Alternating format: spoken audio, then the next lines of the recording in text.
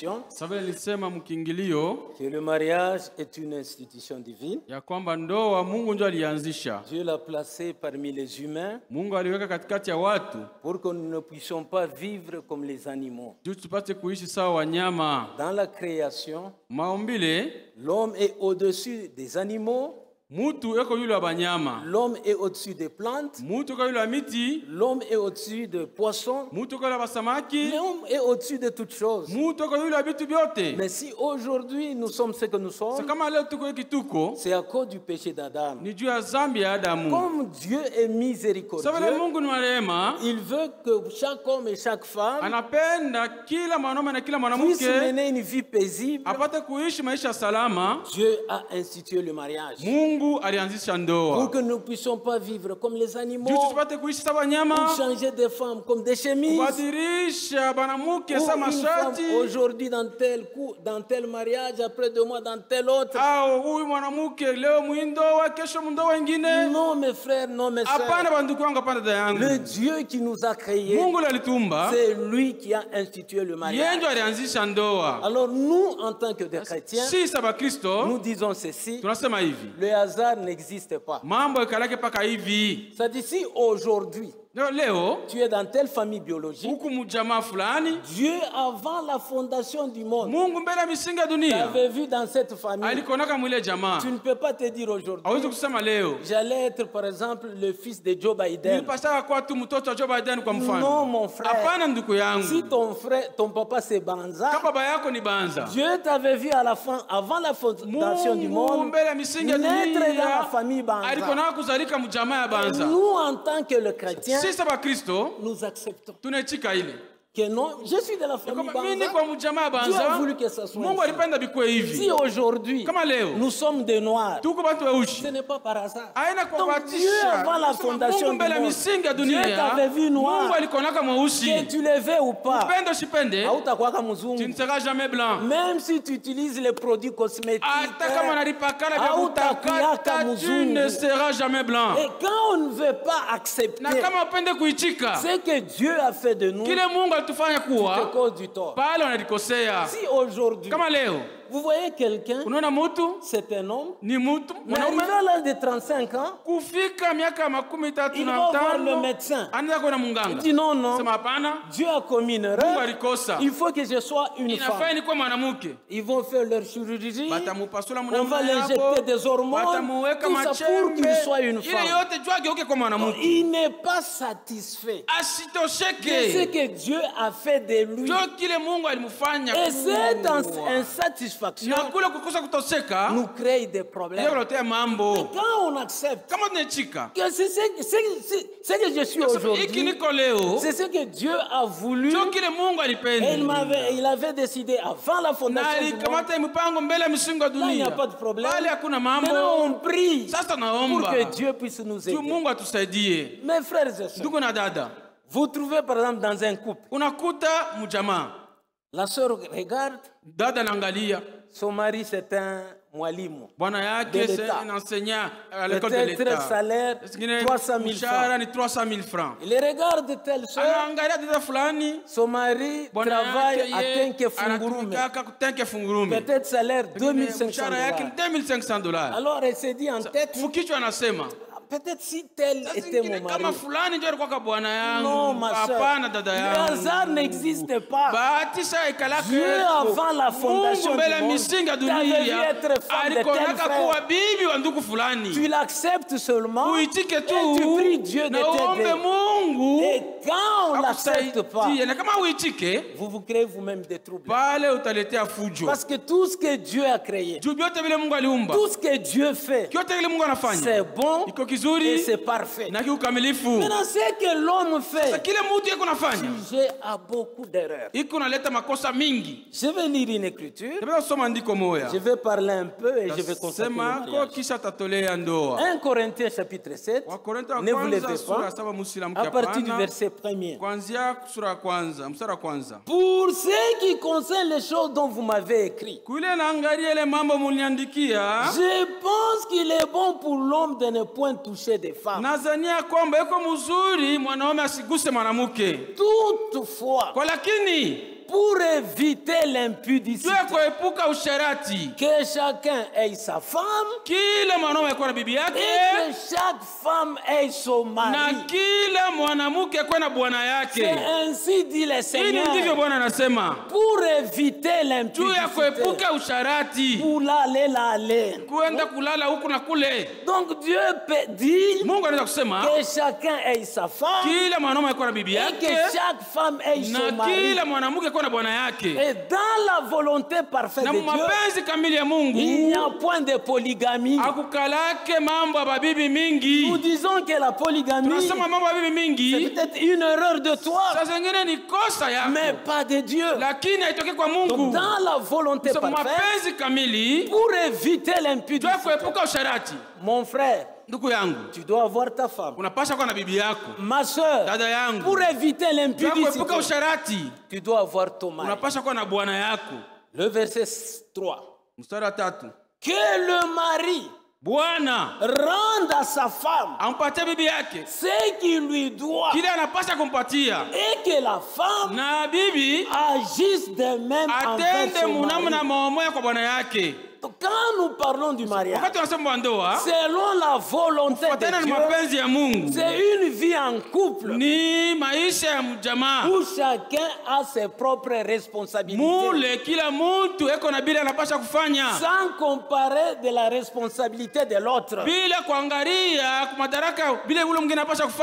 Quand tu entres dans le mariage, mon frère, ma soeur, ou toi qui vis dans le mariage, tu dois assumer tes propres responsabilités sans tenir compte de l'autre. Comme le langage que certains frères et certaines sœurs parlent. Frère, c'est un frère qui parle. Comment je dois aimer ma femme? Cette femme têtue, cette femme insoumise, comment est-ce que je peux l'aimer? Ce n'est pas ça, mon frère. Tu fais ta part. Toi, tu l'aimes comme ton propre corps. Si elle est têtue, c'est son problème à elle. Toi, tu fais ta part. Ma soeur, la Bible dit la femme doit être soumise à son mari en toutes choses. Tu ne peux pas te dire comme mon mari, en tout cas, il ne me paye plus les habits, il ne prend pas soin de moi. Comment est-ce que je peux être soumise à un tel monsieur? Non, ma soeur, fais ta part. Mais Dieu qui est juste, qui voit dans le secret, il te rendra. Si lui, il n'est pas à la hauteur de ses responsabilités, il te fait souffrir injustement, il y a un œil qui voit. Même dans le noir, Dieu voit. Il te rendra et Dieu va te justifier. Mes frères et sœurs, ce qui nous embrouille, c'est quoi? Quand nous sommes des mariés, c'est-à-dire l'homme, pour qu'il assume ses responsabilités, il veut d'abord voir le comportement de sa femme. Non. L'écriture que nous venons de lire, la Bible est claire que le mari rende à sa femme ce qu'il lui doit. Donc tous les devoirs de ta femme, tu dois rendre ça à ta femme. C'est ça Dieu. Sans tenir compte des agissements de ta femme, sans tenir compte du comportement de ta femme. Fais seulement ce que Dieu te demande. Fais ta part. Dieu est juste. Mes frères et sœurs, nous adorons un Dieu qui est juste. Il ne tient pas les coupables pour innocents, ni innocents pour les coupables.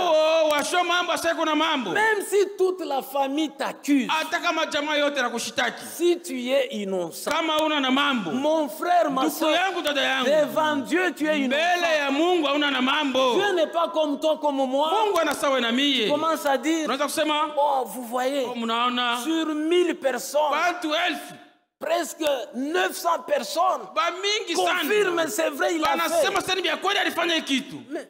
Même si 900 personnes confirment, si tu ne l'as pas fait, devant Dieu, tu es innocent. Et Dieu va te justifier. C'est ça Dieu. Même si tu es calomnié, ne prends pas ton temps pour te justifier. Comme pour nos soeurs, tu commences même à pleurer.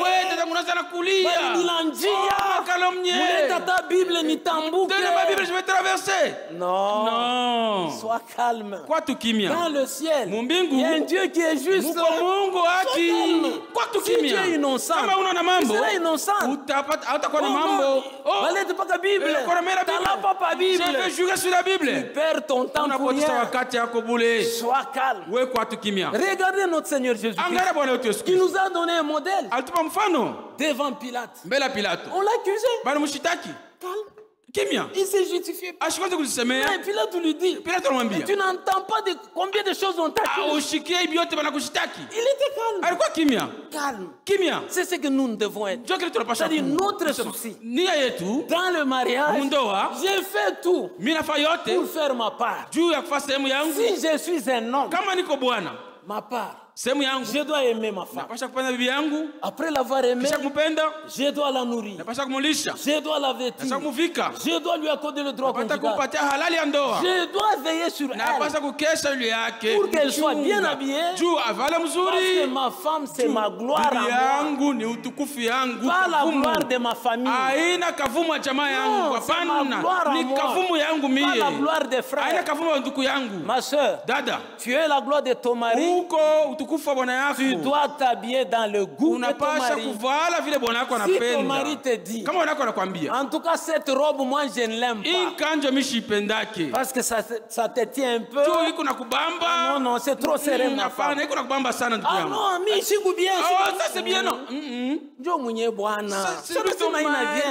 C'est pas bien. Écoute, non. C'est ça, et quand tu fais ça, et si tu agis ainsi, fais la volonté de ton mari, et Dieu te bénira. Donc l'homme fait tout.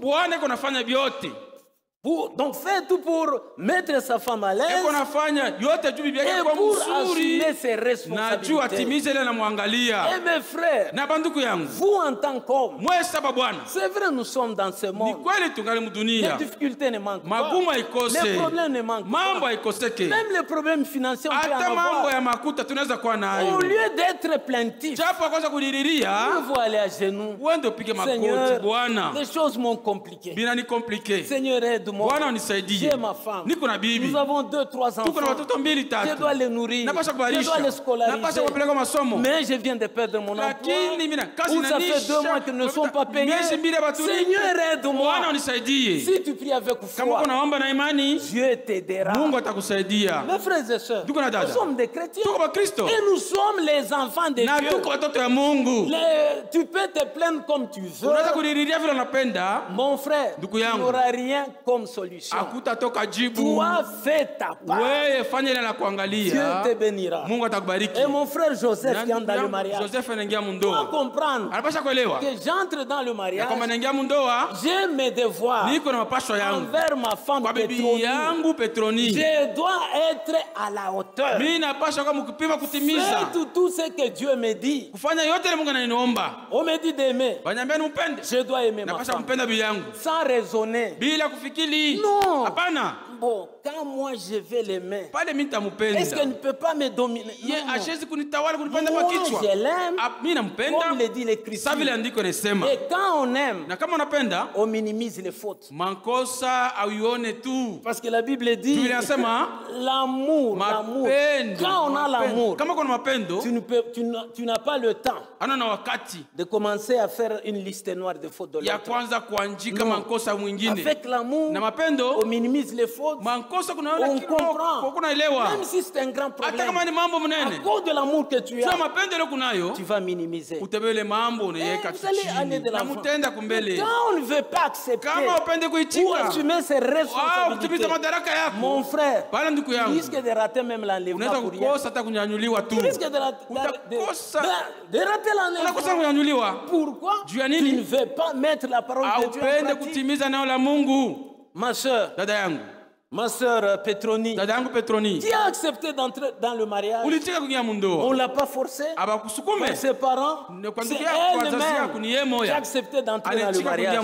Et il doit savoir, j'ai aussi des responsabilités. Dieu me demande, moi en tant que femme, d'être soumise à mon mari. J'ai fait tout pour être une femme soumise. Comme le dit la Bible, pour mettre mon mari à l'aise. Parce que le frère Franck dit une chose, que la femme a le pouvoir de faire de sa maison l'enfer ou de faire sa maison le paradis. Ma soeur, tu en es capable. Maintenant, comme tu es chrétien, fais de ta maison un paradis. Ou ton mari, tes beaux-frères, ta belle famille, même ta propre famille peut venir et se trouver à l'aise. Et c'est possible. Maintenant, quand tu refuses, tu ne veux pas le faire, qu'est-ce que Dieu va faire? Il te laisse. Mais quand tu acceptes, non, non, je dois être une femme soumise, comme l'a été Sarah, qui appelait son mari mon Seigneur. En tout cas, je vais faire tout, je prie. Seigneur, tosha kichwa nguvu. Seigneur, tosha kichwa nguvu. Mungu wangu nisaidie. Mon Dieu, aide-moi. Ma soeur, Dieu va t'aider.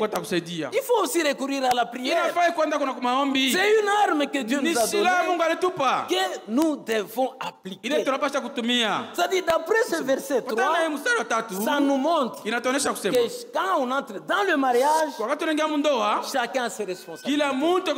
Et chacun doit les assumer indépendamment de l'autre. Quand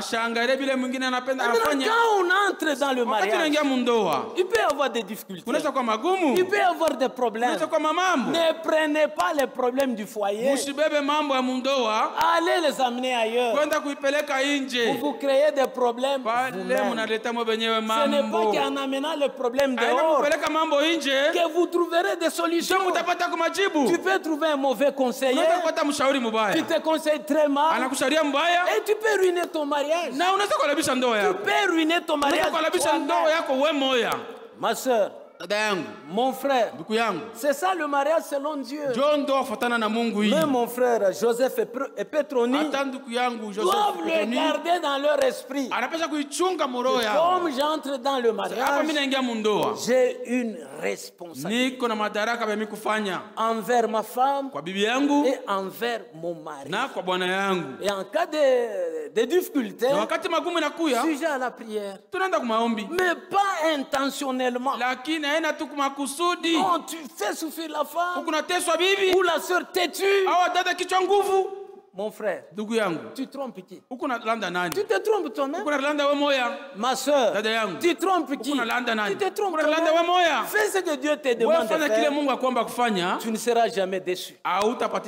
Il n'y a que la mise en pratique de la parole de Dieu. On ne sera jamais déçu. Non, parce que tu mets la parole de Dieu en pratique. Oh, c'est pourquoi tous ces malheurs me parviennent.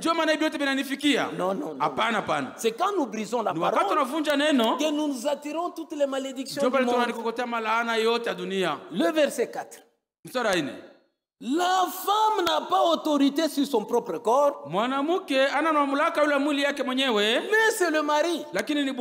Et pareillement, le mari n'a pas autorité sur son propre corps, mais c'est la femme. C'est-à-dire quand on entre dans le mariage, l'homme n'a pas autorité sur son propre corps. Mais c'est la femme. Quand la femme a besoin de toi, donc ton corps ne t'appartient pas, c'est pour ta femme. Ou dans l'inverse, ma soeur, quand le mari a besoin de toi, tu dois céder.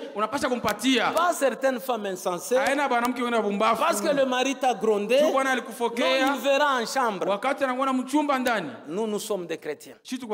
On n'est pas là pour mettre l'autre mal à l'aise. Oh non, comme il ne m'a pas payé, bazin riche. Ah non, il verra. Il ne peut même pas me toucher. Mais tu te causes du tort? Que dit la parole? Ton corps que tu as ne t'appartient pas. C'est pour ton mari. Le verset 5. Ne vous privez point l'un de l'autre. Ne vous privez pas. La Bible est claire. Si ce n'est d'un commun accord, pour un temps, afin d'évacuer à la prière, puis retourner ensemble, de peur que Satan ne vous tente par votre incontinence.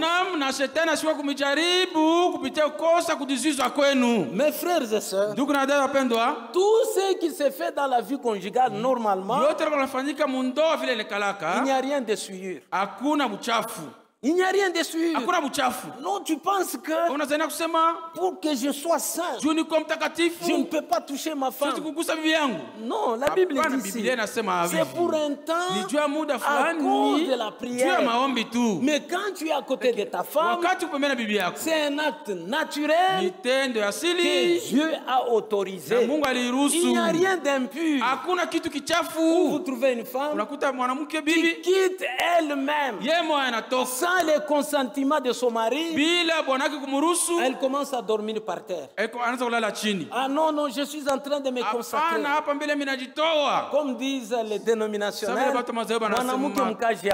la femme dans l'œuvre de Dieu. Le frère Branham dit une chose, qu'une femme qui travaille pour son mari travaille pour Dieu. Donc la seule manière de travailler pour Dieu, tu dois aussi travailler pour ton mari. Fais ce qu'il veut et te comporter selon la parole. Là tu travailles pour Dieu. La femme de l'œuvre de Dieu. 2 mois tu quittes les lits, tu dors par terre. Quand le mari te parle, non, 2 mois. Quel jeûne de 2 mois? Et cela tu seras saint de la sorte? Non, ma soeur. Non, dada yangu. Non, non, non. La Bible dit, ne vous privez point l'un de l'autre. Si ce n'est d'un commun accord, pour un temps, afin d'évacuer à la prière, puis retourner ensemble, de peur que Satan ne vous tente par votre incontinence. J'ai lu une dernière écriture et on va passer à la consécration du mariage. Je prends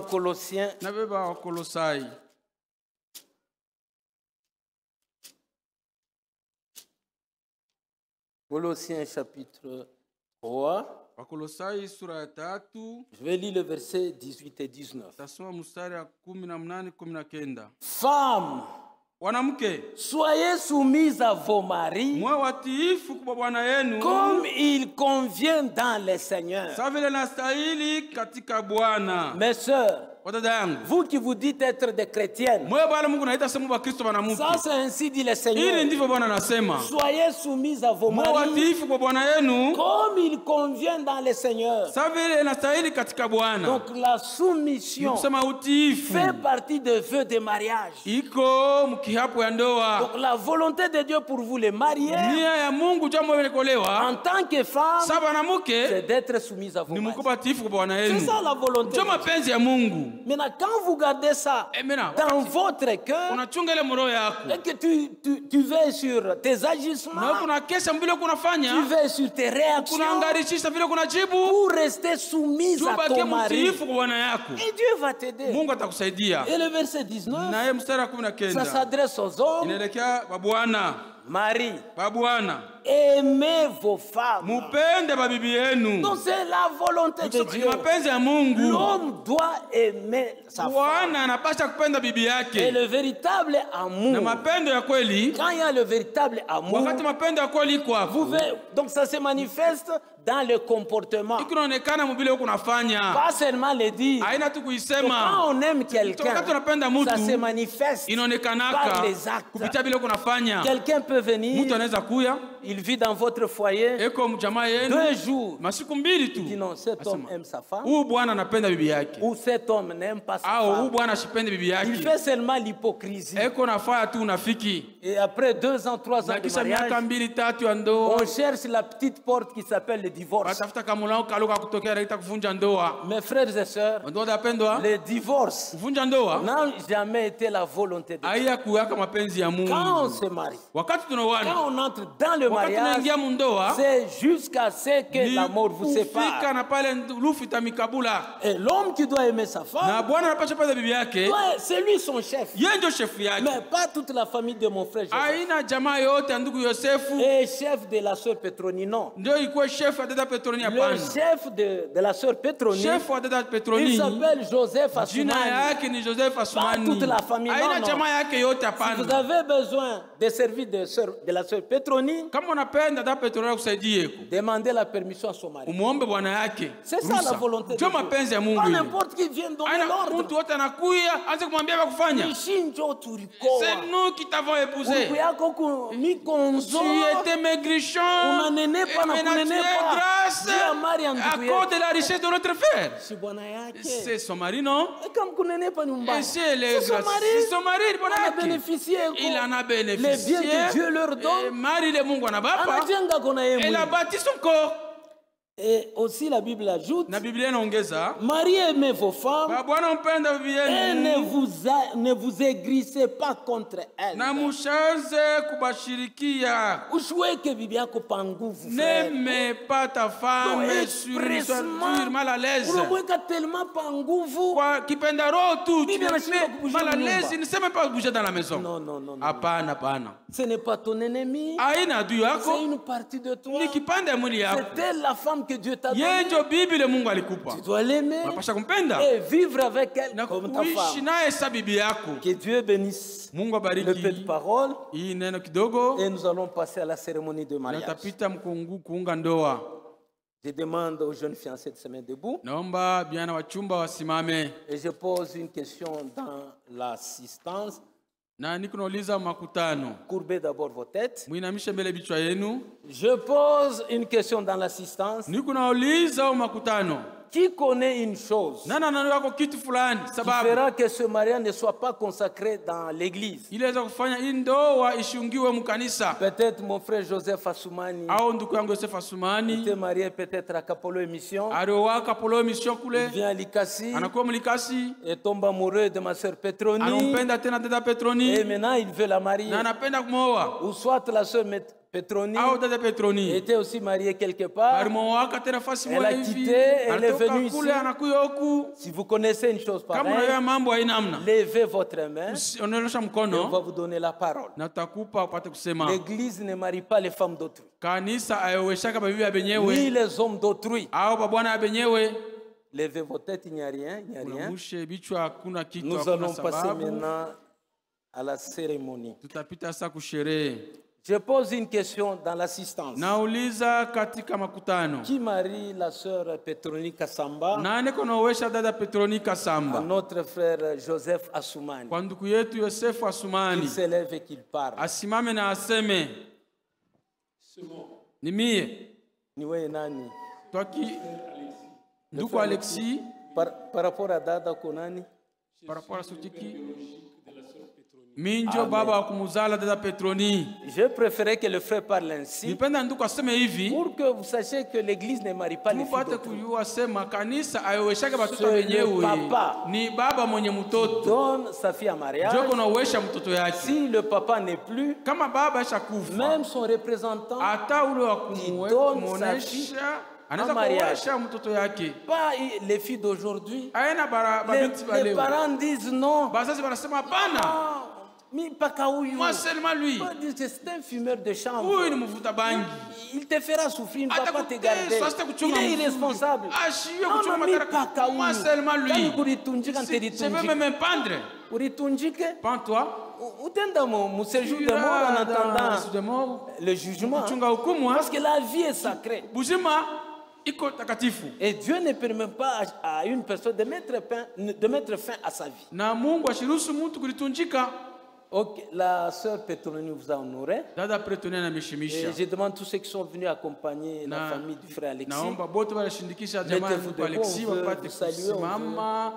Mettez-vous debout, ceux qui sont venus accompagner le frère Alexis. Que Dieu vous bénisse richement. La sœur Petronie Kassamba vous a honoré que son mariage soit consacré dans l'église. Que Dieu vous bénisse richement. Asseyez-vous s'il vous plaît. Je demande aussi à la famille de notre frère Joseph Assoumani. Votre fils Assoumani vous a honoré. Il a marché dans la camp de Dieu pour que son mariage soit consacré dans l'église. Il y a de quoi vous féliciter. Que Dieu vous bénisse et félicitations. Je demande aux deux fiancés de se regarder. Regardez-vous.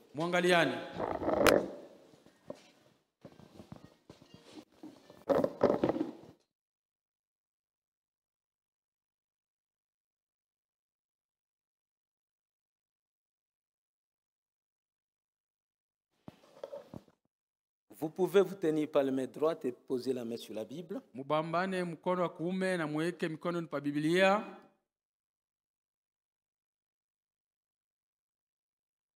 Mon frère Joseph Assoumani, devant Dieu et devant cette assistance,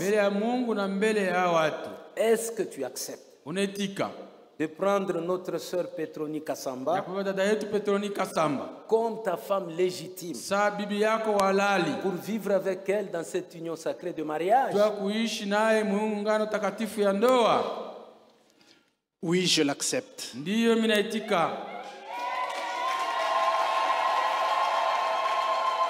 Est-ce que tu crois que c'est Dieu qui t'a donné cette femme et quelle est la réponse à ta prière?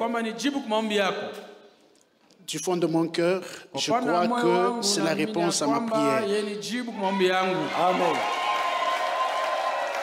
La Bible dit, l'homme doit aimer sa femme comme sa propre chair. Mais est-ce que tu promets de l'aimer, de l'honorer, de la chérir et de l'assister dans la maladie ou la santé, dans la richesse ou la pauvreté? Oui, je promets que je vais l'aimer, la respecter, la chérir et répondre à ses obligations.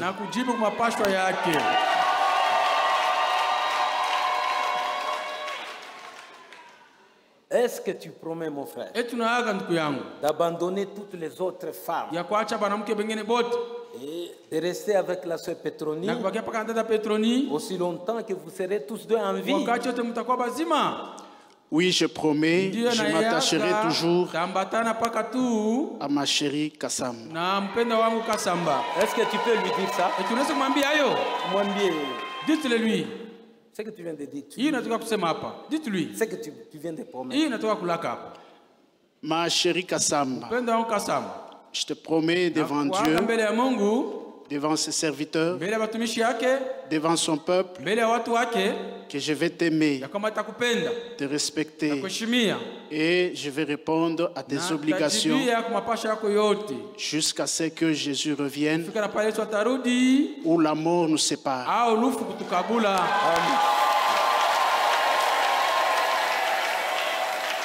Amen. Amen. Avec cette promesse, où est la place de l'infidélité? Où est la place de la polygamie? Donc ça dit, on doit être sérieux et conséquent quand on prend une décision. Parce que la Bible dit que votre oui soit oui et que votre non soit non. Tout ce qui vient après vient du malin. Tu as promis à ta femme, fais tout pour l'exécuter. C'est ça. La Bible dit, par tes paroles tu seras condamné et par tes paroles tu seras justifié. Dieu a entendu toutes ces paroles. Que Dieu te bénisse. Et tu peux passer le micro à la sœur Petroni. Mais avant de passer, tu peux la dévoiler d'abord. Avant de retourner le micro, tu peux la dévoiler.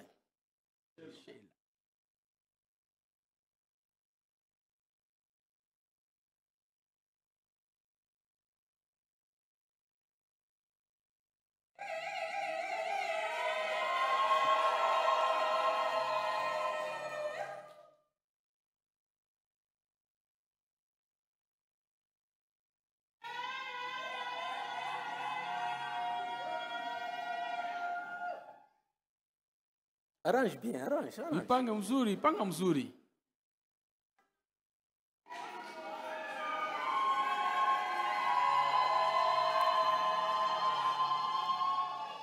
Tenez-vous par la main droite. Mon frère Joseph, c'est elle Petroni? J'ai dit c'est elle. Okay.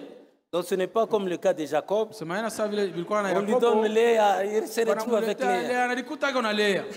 Ok, ma soeur Petroni Kasamba, devant Dieu et devant cette église, est-ce que tu acceptes de prendre notre frère Joseph Assoumani comme mari légitime pour vivre avec lui dans cette union sacrée du mariage? Oui, frère.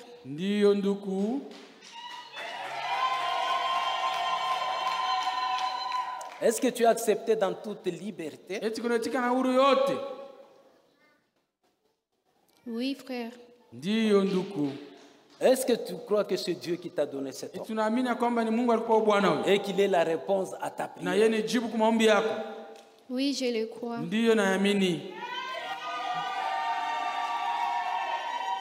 La sœur Petroni Kasamba, la Bible dit, la femme doit être soumise à son mari en toutes choses.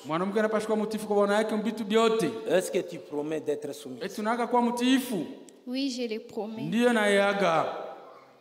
Est-ce que tu promets de l'aimer, de l'honorer, de le chérir et de l'assister dans la maladie ou la bonne santé, dans la richesse ou la pauvreté? Oui, je le promets.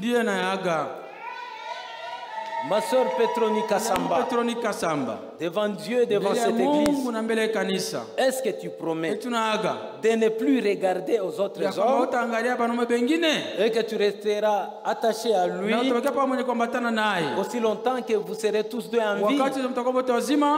Non, je ne regarderai plus aux autres hommes, je serai toujours attaché à lui. Amen. Amen. Que Dieu te bénisse, ma soeur. Elle a bien répondu. C'est non, non, non. Je ne regarderai plus jamais. Maintenant, où est la place de l'infidélité? La Bible dit, par tes paroles, tu seras justifié, et par tes paroles, tu seras condamné. Comme on nous a prêché, les pensées crient à Dieu, et toutes nos paroles sont enregistrées, même nos actes, c'est enregistré. Donc il n'y a rien qu'on peut cacher. C'est pourquoi mes frères et sœurs, pour vous tous qui êtes mariés, vivez dans la sainteté, pas dans l'hypocrisie. Je vais descendre pour prier pour eux. Inclinons nos têtes. Vous allez prier pour eux dans le cœur sans parole. C'est un jeune couple qui a besoin de vos prières.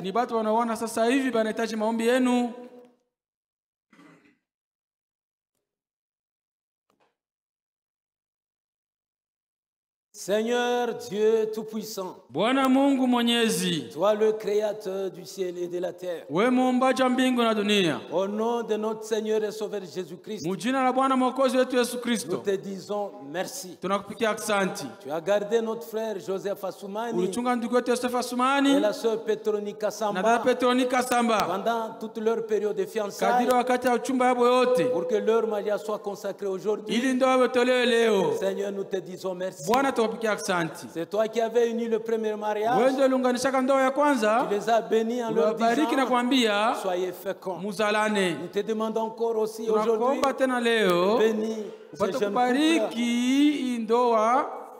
Bénis ces jeunes couples. Bariki ndoa vijana. Rends-les féconds. Upate kubafa bazae. Aujourd'hui ils sont 2. Leo bako bawili. Que demain soit 3, 4. Kesho bako batatu ine. On ne manquerait pas de te remercier. Atakosa kushukuru. Que ça soit un bon couple chrétien. Hiyo ndoa mzuri wa Kristo. Quiconque entrera dans leur maison. Mule mtu atatangia munyumba yao. Trouve Jésus-Christ qui occupe la première place. Amukute Yesu Kristo anabeba nafasi ya kwanza. Permet que dans le quartier où ils seront, na uruhusu mule bako nekala, qu'il soit la lumière de ce monde. Bawe nuru ya dunia. Et qu'il soit le sel aussi de ce monde. Na apate kwa chumvi ya dunia. Tu as dit dans ta parole, usema katika neno lako, ceux qui sont mariés auront des tribulations selon la chair. Magumu fatana na mwili. Malgré les tribulations, inga magumu, sois leur secours, wewe msaada yao, les soutenir, wasaidie, et que ta bonne main mkono yako mkubwa soit sur eux, Seigneur. iwe yabo Bwana. Je le demande ainsi pour ta gloire. Naomba hivi ndio tukufu yako, au nom de notre Seigneur et Sauveur Bwana Mwokozi wetu Yesu Kristo.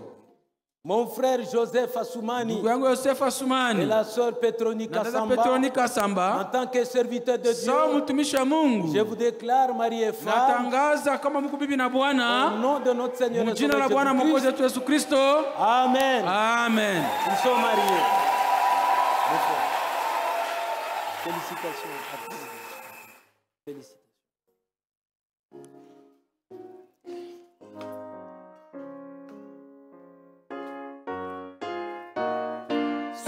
Sur base de leurs vœux, ils vont se passer les bagues. C'est-à-dire cette bague, c'est-à-dire c'est un signe qu'ils vont honorer tout ce qu'ils viennent de dire. C'est que nous avons besoin que les gens respectent leurs paroles. Et Dieu les bénira. Mon frère Joseph, tu peux commencer. Mais si tu peux dire un mot, c'est pas mal. Frère, tu peux lui donner le micro. S'il peut parler.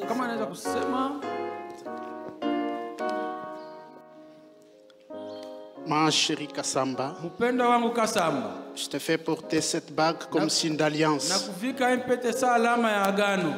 Je t'aimerai de tout mon cœur. Je vais te chérir, répondre à tes besoins jusqu'à ce que Jésus revienne. Maintenant, c'est la sœur Petronica Samba.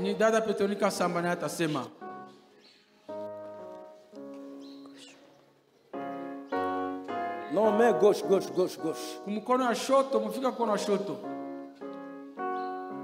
Mon chéri Joseph Assoumani, je te fais porter cette bague comme signe de mon amour,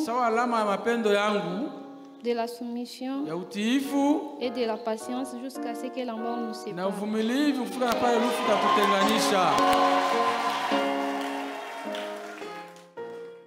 Amen. Amen. Vous pouvez regarder l'assistance. Le frère Joseph passe de l'autre côté, côté droit. Frère Joseph passe du côté droit. Et je demande à la sœur Petroni de prendre le pan de sa robe pour mettre sur l'épaule de notre frère Joseph Assoumani.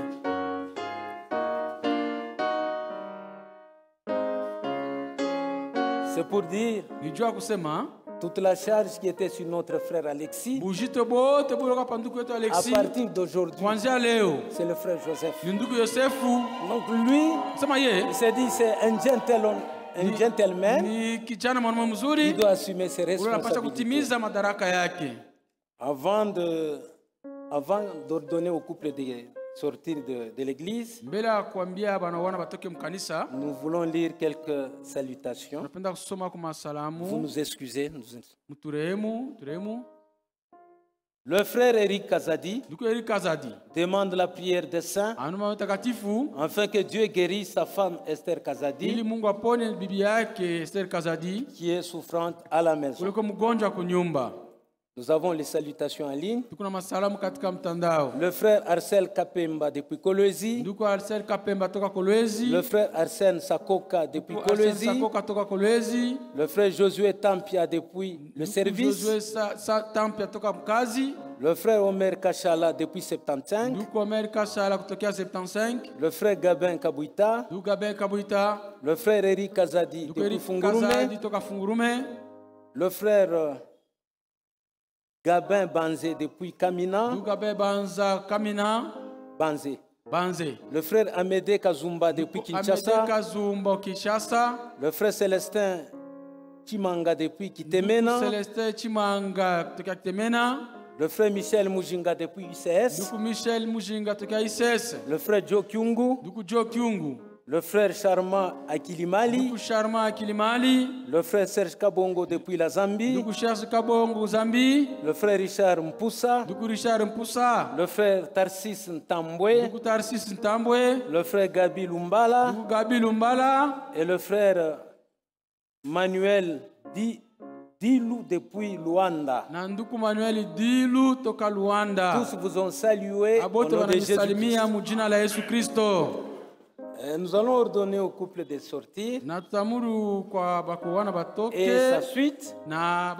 Mais les frères et les sœurs qui sont là derrière vont sortir après tout le monde pour qu'il y ait de l'ordre. Ils peuvent faire d'abord 3 premiers pas qui sont leurs premiers pas dans leur vie commune en tant que mari et femme. Vous pouvez faire 3 pas.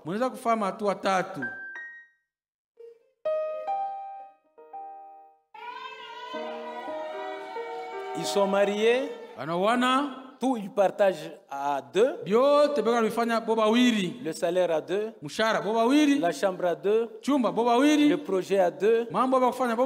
Toutes choses à 2. Et Dieu les bénira pour cela. Et je demande au frère Mwemba avec un cantique. Les jeunes mariés avec leur suite derrière peuvent sortir déjà.